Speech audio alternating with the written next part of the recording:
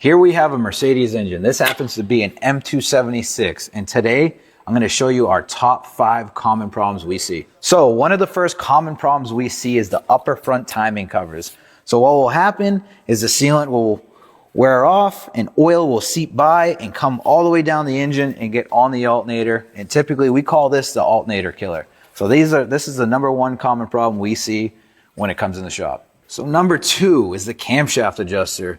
So a lot of times when you first start up that engine, it rattles like crazy. Sometimes it doesn't set a check engine light, sometimes it does, and it will be related to timing. When these get really, really bad, they will typically take out your camshaft.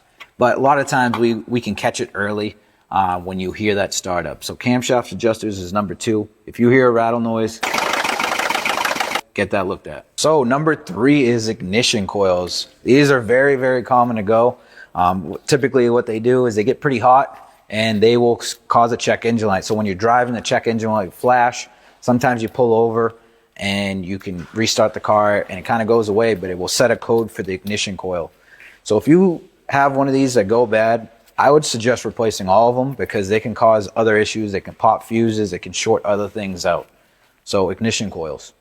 So number 4, camshaft position sensors. So sometimes it sets a check engine light, sometimes it doesn't. Typically, if you bring it to a shop that specializes in these, what they like to do is check them ahead of time, because what happens is oil will actually wick its way through the sensor, through your engine harness, and go to your engine control module, O2 sensors, or whatever it finds, sometimes even fuel injectors, and cause a lot of electrical issues. So you definitely want to check these. Like I said, it's very common. So number 4, camshaft position sensors. So number 5, we're going to go with the engine coolant system. So you have your water pump, your thermostat, and then you also have your inlet flange that's on the water pump, which has a gasket behind there. Typically at your higher mileage, you see these like to leak just because they're plastic and they have a rubber gasket.